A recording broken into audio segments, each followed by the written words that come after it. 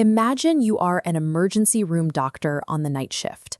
The doors burst open and a patient is rushed in, bleeding out. You quickly realize this is the person who just carried out a horrific attack on your own city. You took the Hippocratic Oath, promising to treat anyone who is sick or injured, regardless of who they are. At the same time, you are a citizen of a nation that this person wants to destroy. Your mind is trapped in a brutal tug-of-war. Your duty to save a life pulls you in one direction, while your loyalty to your neighbors and your country pulls just as hard in the other. This same ethical tension sits at the center of a classic World War II story, forcing a choice that tests the limits of human morality. In 1942, the Pacific Ocean was a brutal theater of war. The fighting was so intense that American and Japanese forces viewed each other as threats to their very survival. Against this backdrop, the author Pearl S. Buck wrote a short story called The Enemy. It asks what happens when the war washes up right on your doorstep. We meet Dr. Sadao Hoki. He is a brilliant Japanese surgeon living in a low, square stone house perched high above a narrow, isolated beach. He lives there with his wife, Hana. Her traditional clothing, like the heavy wool haori she wears over her kimono, roots their life deeply in Japanese customs and values. Together, Sadao and Hana have carved out a quiet, peaceful life.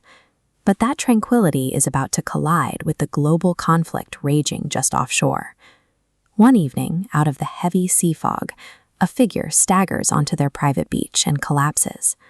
A man has washed ashore, battered by the sharp rocks, bleeding heavily and lost in a stupor. When they turn him over, they see his pale face and yellow hair. He is a young American sailor, a prisoner of war.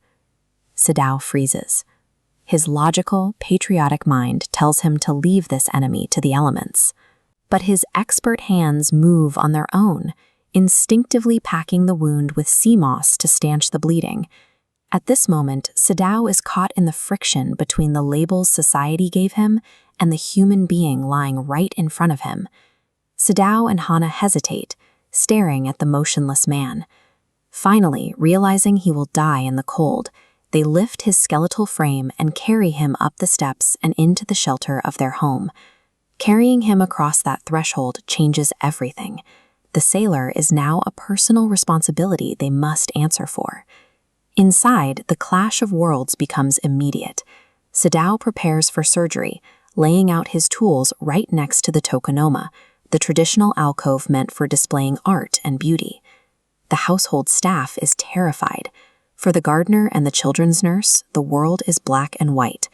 To them, the man is simply the enemy, and they believe that helping him will bring a curse upon the entire house. Sadao's medical training allows him to look at the man differently. He focuses on the patient's anatomy, letting his professional medical focus override the national conflict for a few critical hours.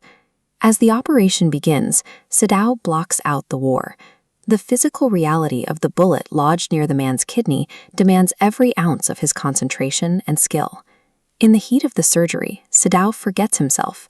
He probes the delicate tissue and unconsciously murmurs to the American soldier, "It is not quite at the kidney, my friend."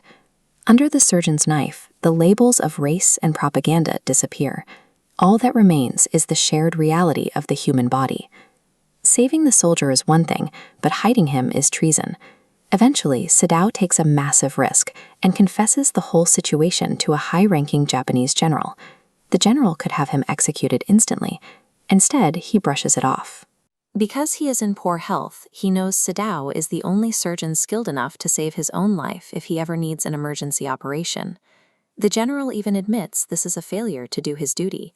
He places his own need to survive above the strict laws he expects every other citizen to follow. It is a stark contrast. The leaders demand absolute loyalty from the public, but they bend the rules for themselves. Meanwhile, individuals like Dr. Sadao are left to navigate the dangerous consequences of following their own conscience. Left to solve the problem on his own, Sadao makes his final choice. Once the young American is healed and strong enough, the doctor provides him with a boat and helps him escape under the cover of night. Sadao's choice is mirrored every day in our modern world. Organizations like Doctors Without Borders operate in active conflict zones right now, treating anyone who is wounded, regardless of which side they are on. This shared understanding is even written into international law.